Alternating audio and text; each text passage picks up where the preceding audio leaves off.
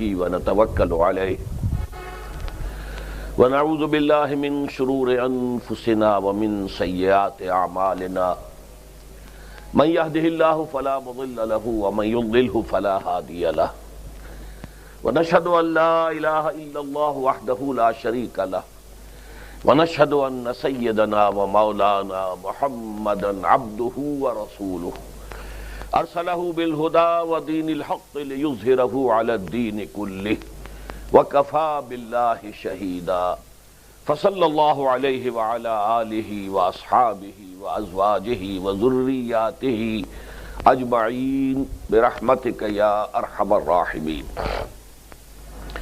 اما بعد فقد قال الله تبارك وتعالى كما ورد في سورة آل عمران اعوذ بالله من الشيطان الرجيم بسم الله الرحمن الرحيم يا ايها الذين آمنوا اتقوا الله حق تقاته ولا تموتن الا وانتم مسلمون واعتصموا بحبل الله جميعا ولا تفرقوا واذكروا نعمة الله عليكم إذ كنتم أعداء فألف بين قلوبكم فأصبحتم بنعمته إخوانا وكنتم على شفا حفرة من النار فأنقذكم منها كذلك يبين الله لكم آياته لعلكم تهتدون ولتكن منكم أمة يدعون إلى الخير ويأمرون بالمعروف وينهون عن المنكر وَأُولَئِكَ هُمُ الْمُفْلِحُونَ.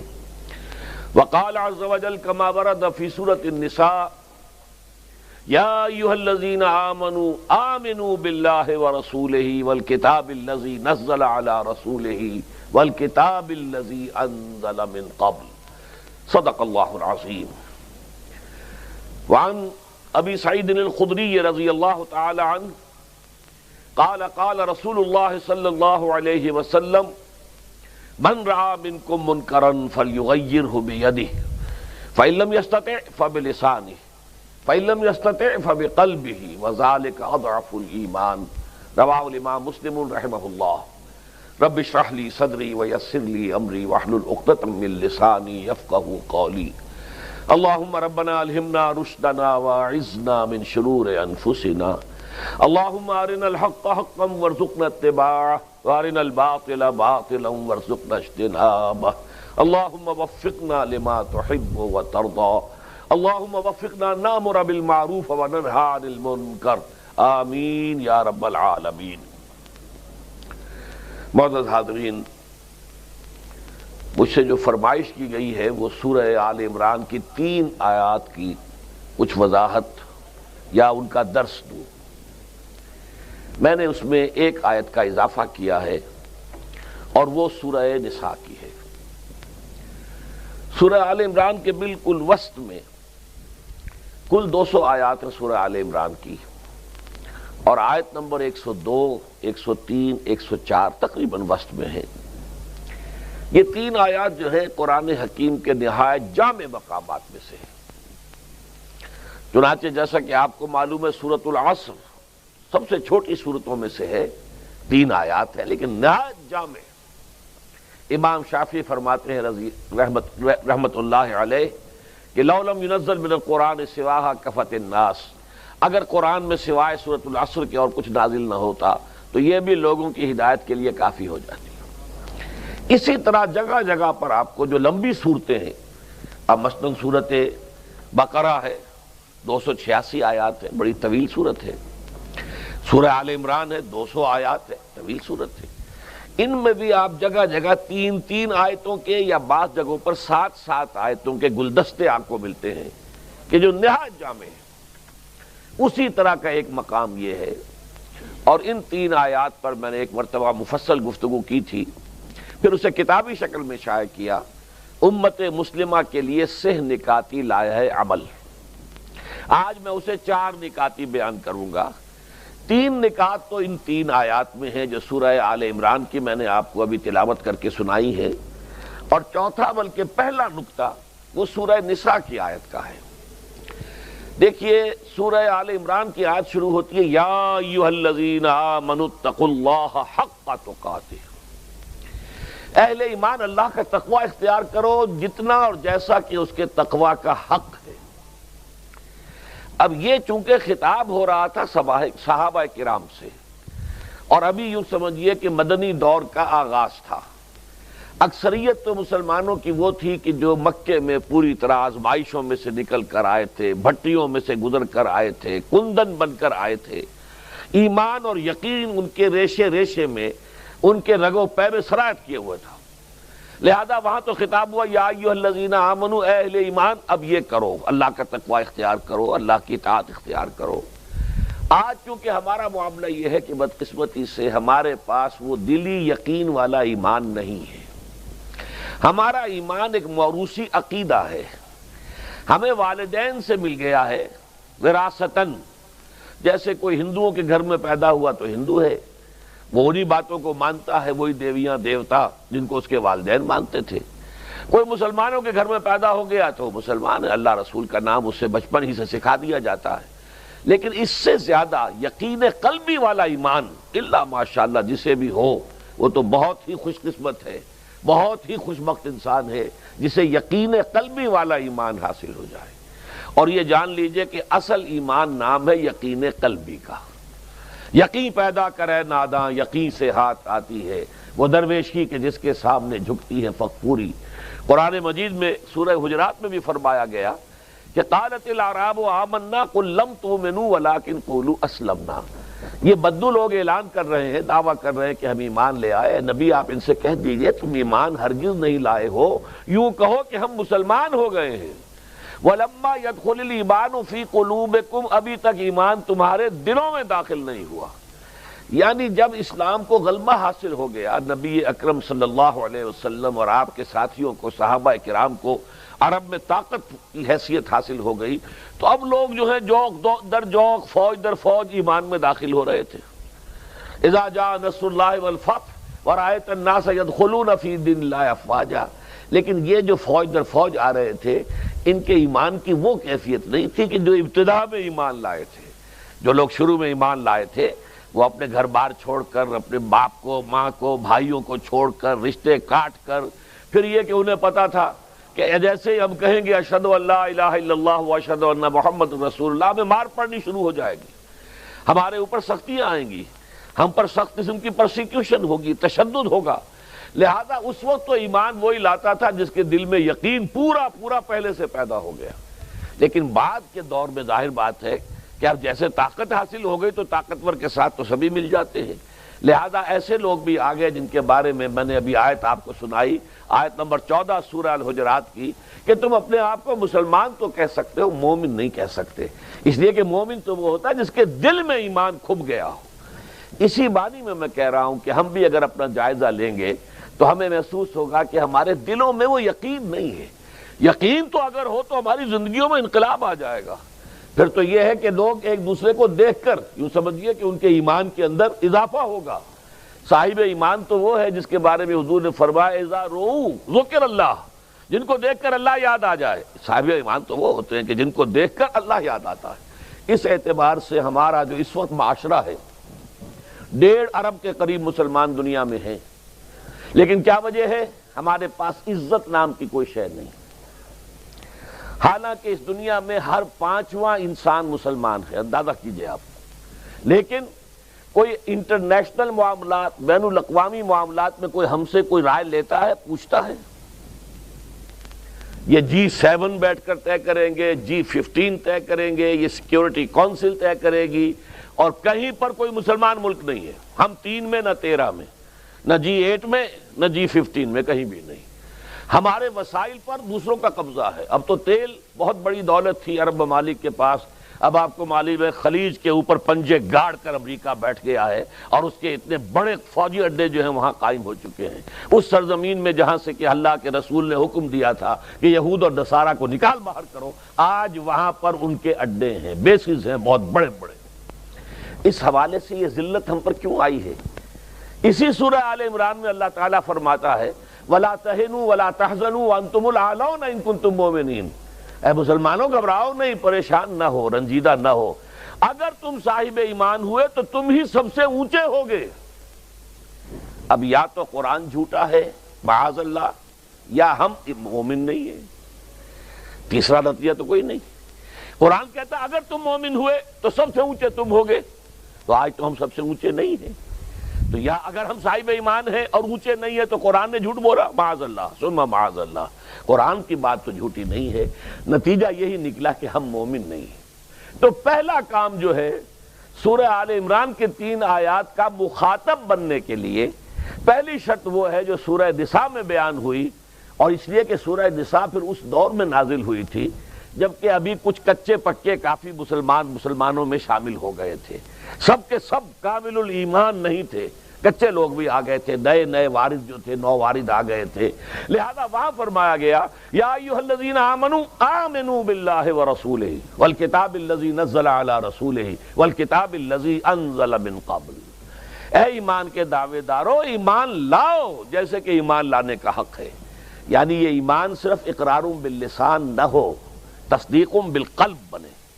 یہ صرف آپ کے ٹپ آف دی ٹنگ پر نہ ہو، یہ آپ کے دل میں کھب جائے، جیسے صحابہ کرام کے بارے میں اسی سورہ حجرات میں فرمایا وَلَٰكِنَّ اللَّهَ حَبَّبَ إِلَيْكُمُ الْإِيمَانَ وَزَيَّنَهُ فِي قُلُوبِكُمْ، صحابہ کرام کے تو دلوں میں اللہ نے کھبا دیا تھا ایمان کو۔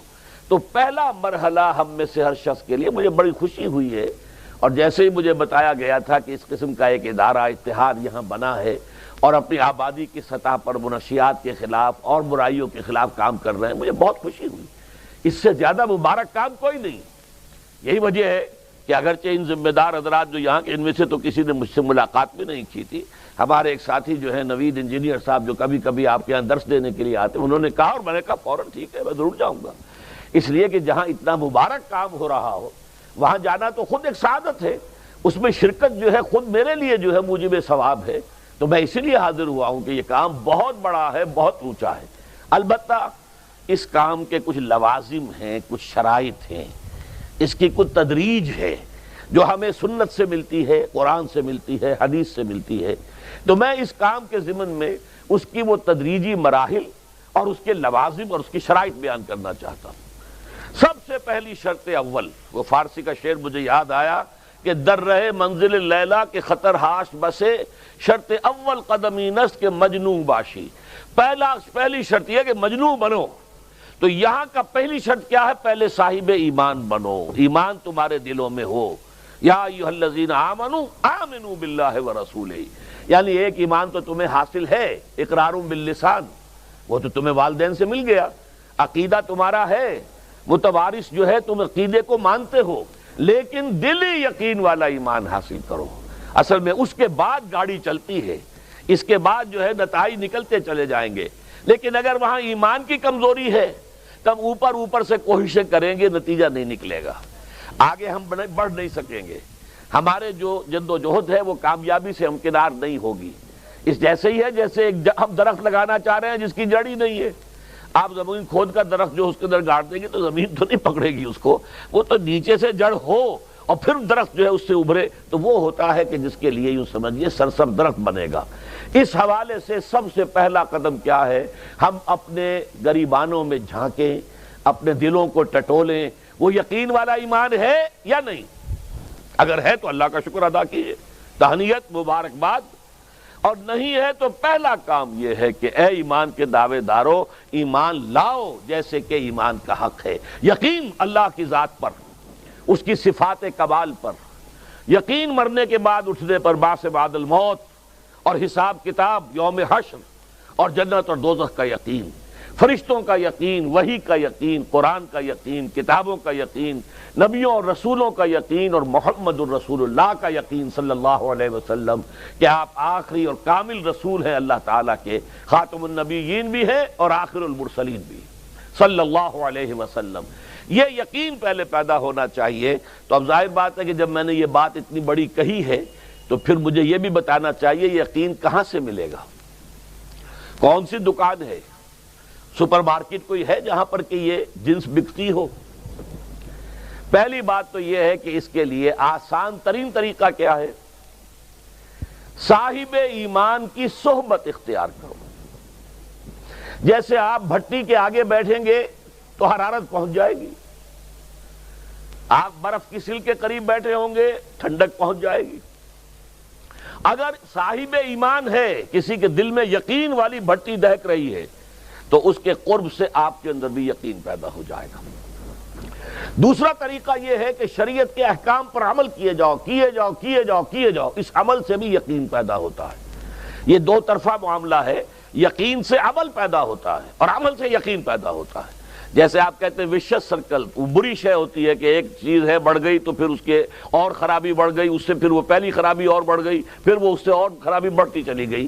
جیسے پیچ آپ پھیرتے ہیں، ہر چکر کے ساتھ وہ پیچ آگے بڑھتا جاتا ہے۔ اسی طریقے سے بھلائی کا بھی ایک سرکل ہے، ایک نیکی آپ کریں گے آپ میں ایمان پیدا ہوگا، اب آپ زیادہ نیکی کریں گے تو اب اور زیادہ ایمان پیدا ہوگا، تو یہ دو طرفہ سرکل ہے۔ اور تیسری بات جو ہے، خاص طور پر فہیم، ذہین، انٹلیکچول لوگ، سمجھدار لوگ، اور آج کی دنیا آپ کو معلوم ہے کہ ہمارے نوجوان طبقے میں بہت بڑی تعداد بہت سمجھدار لوگوں کی ہے، اس لیے کہ ان کی معلومات کا دائرہ بڑا وسیع ہو گیا ہے۔ جدید دنیا میں جو علوم ہے ان کا ایکسپلوژن ہے، دھماکہ ہو گیا، اتنے علوم پھیل گئے، اور اس کے اثرات ہیں۔ اخبار بین لوگ بھی جو ہیں وہ بھی ایک طرح سے ہر ایک ان میں سے فلسفی ہوتا ہے، آپ اس سے ذرا بات کر کے دیکھیے، وہ اپنے فلسفے بگاڑے گا، اپنی رائے دے گا، معلوم ہوتا ہے کہ شاید سب سے بڑا سیاسی تجزیہ نگار یہی ہے۔ لہذا وہ لوگ کہتے ہیں کہ ہمیں تو وہ بات بتاؤ جو ہماری عقل کو بھی اپیل کرے۔ یہ جو معاملہ ہے وہ ایمان جو عقل کو بھی اپیل کرے، اس کی سورس صرف ایک ہے اور وہ قرآن حکیم ہے۔ مولانا ظفر علی خان نے ایک شعر کہا تھا بہت سادہ انداز میں، وہ جنس نہیں ایمان جسے لے آئیں دکانیں فلسفہ سے، ڈھونڈے سے ملے گی عاقل کو یہ قرآن کے سیپاروں میں۔ عاقل جو ہے انٹلیکچول، ایک ہے عام آدمی، عام آدمی جو ہے صاحب یقین کی صحبت سے بھی یقین پیدا ہو جائے گا، عام آدمی عمل کرتا رہے گا اس سے بھی یقین پیدا ہو جائے گا، لیکن عاقل، انٹلیکچول، وہ شخص جو کہتا ہے پہلے میری عقل کو اطمینان ہونا چاہیے پھر مانوں گا، اس کے لیے جو سورس ہے، منبع ہے، سرچشمہ ہے ایمان کا، وہ صرف اور صرف قرآن ہے۔ اس میں غور و فکر کرے، انسان اس طرح قرآن کو پڑھے کہ وہ براہ راست اس کا مفہوم اس کے دل کے اوپر اترتا چلا جائے۔ جیسے علامہ اقبال نے کہا ہے کہ تیرے ضمیر پہ جب تک نہ ہو نزول کتاب، گرہ کشا ہے نہ رازی نہ صاحب کشاف۔ قرآن تو تمہارے اپنے قلب پر نازل ہونا چاہیے، اور یہ اصل میں ان کے والد نے کہا تھا ان سے، بالکل بچپن میں۔ علامہ اقبال چھوٹے سے بچے تھے، ان کے والد تھے ذرا صوفی منش آدمی تھے، وہ شیخ نور محمد۔ وہ آئے فجر کی نماز مسجد سے پڑھ کر آئے تو دیکھا کہ اقبال جو ہے بچہ وہ قرآن پڑھ رہا بیٹھا ہوا۔ اس نے کہا والد نے کہ بیٹے تم یہ قرآن کیسے پڑھتے ہو؟ اب وہ حیران ہوا بچہ، کیا بجان بس میں پڑھتا ہوں قرآن جیسے پڑھتے ہیں، آپ کا مطلب کیا ہے؟ کہا بیٹے قرآن ایسے پڑھا کرو کہ جیسے یہ تم پر نازل ہو رہا ہے، یوں سمجھو کہ تم پر نازل ہو رہا ہے، تم مخاطب ہو۔ اب اس چیز کو انہوں نے اپنے اس شعر میں ادا کیا، تیرے ضمیر پہ جب تک نہ ہو نزول کتاب، گرہ کشا ہے نہ راسی نہ صاحب کشاف۔ جیسے یہ قرآن قلب محمد پر نازل ہوا تھا، فَإِنَّهُ نَزَّلَهُ عَلَىٰ قَلْبِكَ، جبرائیل نے یہ اے نبی اے محمد آپ کے دل پر اتارا ہے۔ تو جب تک ہمارے بھی دل پر نہیں اترے گا تو قرآن مجید جو ہے وہ ہمیں انسپائر نہیں کر سکے گا۔ ترجمہ آپ پڑھیں گے، کچھ آپ کو معلوم ہو گیا اس کا مطلب یہ ہے، تفسیر پڑھا، اچھا جی ٹھیک ہے فلاں مفسر نے یہ لکھا ہے، فلاں نے یہ لکھا ہے، یہ معلومات تو مل جائیں گی، لیکن وہ اندر سے جو موٹیویشن ہوتی ہے، اندر سے جو جذبہ ابھرتا ہے، اندر سے جو ایمان جو ہے ایک چشمے کی طرح قلب کی گہرائیوں سے ابلتا ہے، وہ نہیں ہوگا۔ وہ اسی وقت ہوتا ہے کہ جب وہ انٹلیکچول آدمی جو ہے وہ کم سے کم اتنی تکلیف ضرور کرے کہ اتنی عربی سیکھ لے کہ عربی جو ہے قرآن مجید اس کے براہ راست قلب پر نازل ہو سکے، وہ ترجمہ نہ دیکھے۔ اب ایک آیت پڑھی پھر ترجمہ دیکھا، پھر دیکھا اس میں نمبر 11 لکھا ہوا ہے، حاشیہ میں جا کر دیکھا نمبر 11 یہاں ہے، وہ دیکھا، تسلسل تو ٹوٹ گیا، اب وہ بات نہیں رہی۔ اور ترجمہ جو ہے وہ سبھی جانتے ہیں، دنیا میں ہر بچہ بھی سمجھ لے گا کہ غالب کا کوئی شعر ہو اور وہ آدمی پڑھ کے جھوم جاتا ہے کہ کیا بات کہی، اسی کا انگریزی میں ترجمہ کر دیجئے، اب اس میں کچھ بھی نہیں۔ آپ نے مفہوم تو بیان کر دیا انگریزی میں، لیکن جو تاثیر ہے اس غالب کے شعر کی وہ انگریزی میں منتقل نہیں ہو سکتی۔ تو قرآن مجید کا کچھ نہ کچھ مفہوم تو ترجمے سے معلوم ہو جائے گا. قرآن کی تاثیر ترجمے سے نہیں حاصل ہو سکتی، تفسیر سے نہیں حاصل ہو سکتی. اس لیے دو سب سے بڑی تفسیروں کا ذکر علامہ اقبال نے کیا ہے کہ گرہ کشا ہے نہ رازی، نہ امام رازی کی تفسیر کبیر سے تمہیں فائدہ ہوگا اور نہ امام زمخشری کی کشاف سے ہوگا، جب تک کہ تمہارے اپنے دل پر قرآن نہ اترے. اور اس کے لیے لازم ہے کم سے کم یہ کہ اتنی عربی انسان سیکھ لے کہ بیریئر نہ ہو ٹرانسلیشن کا، کوئی پردہ حائل نہ ہو درمیان میں، تسلسل نہ ٹوٹے. آپ براہ راست پڑھ رہے ہیں اور براہ راست اس کا مفہوم آپ کے قلب پر نازل ہو رہا ہے. تو پہلا سٹیپ جو میں نے ان 3 آیتوں پر اضافی آیت سورہ نساء کی آپ کے سامنے رکھی، ہم میں سے ہر شخص کا پہلا کام یہ ہے کہ وہ یقین والا ایمان حاصل کرے. عام آدمی کے لیے صاحب یقین کی صحبت بھی مفید، عام آدمی کے لیے عمل سے بھی یقین پیدا ہوتا ہے، لیکن انٹلیکچوئل کے لیے، ذہین کے لیے، فہیم انسان کے لیے، انٹیلیجنسیا جسے آپ کہتے ہیں، اس کے لیے لازم ہے کہ وہ قرآن مجید کی گہرائیوں میں غوطہ زنی کرے اور قرآن اس کے اپنے قلب کے اوپر نازل ہو تو کہیں جا کر وہ قرآن کو سمجھے گا. چنانچہ علامہ اقبالی کا ایک اور شعر میرے ذہن میں آیا ہے، وہ میں آپ کو سنا دوں.